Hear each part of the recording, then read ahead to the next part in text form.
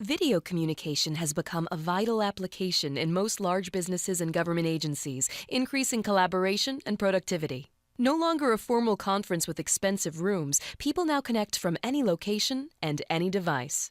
Our next guest is one of the leaders in the video conferencing industry. Ron Gabry is CEO of Yorktel, and he's here to talk to us about where the industry stands and where it's headed. Ron, welcome. My pleasure. Ron, it's no surprise that video conferencing saves companies travel expenses and downtime and improves productivity. But what else can it do for a company's bottom line? The travel expense was always the traditional return on investment, how much you can save by doing video conferencing. But the second point that you make, the productivity, comes in many forms. Productivity with respect to the visual element of communications, seeing the other side. In this day and age with many distractions and multitasking, cell phones and texting, other people in the room, video conferencing brings the visual accountability into a meeting, being able to see the participants on the other side and engaging and getting the most out of the participants in the meeting. Thus, the productivity increases. Where is video going for enterprises in the next year?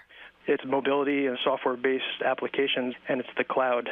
Getting mobile phones, iPads connected to large room systems that traditionally were the only thing that you can get video conferencing on. The mobility, right? So anywhere, anytime, connecting with anybody on any network, and that's where the cloud comes in.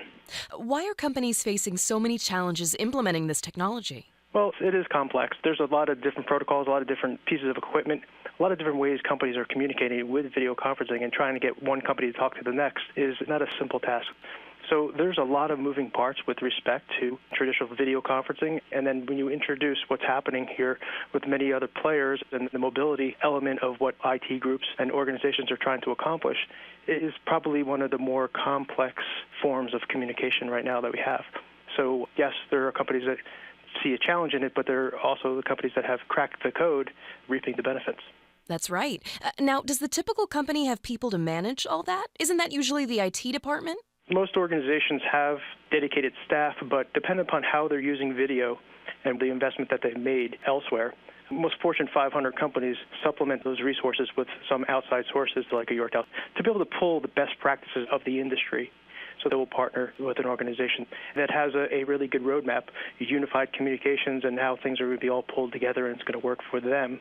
They have a staff, but sometimes that's managing in a vacuum, and to have outside sources to help bring it to the next level and getting the most out of their existing and future investments is really where it's at, and that's through partnering with an outside company. Well, Ron, this has been very eye-opening. Thanks for coming on the program today. My pleasure. Thank you. Our guest has been Ron Gabry. There's more information about Yorktel at yorktel.com.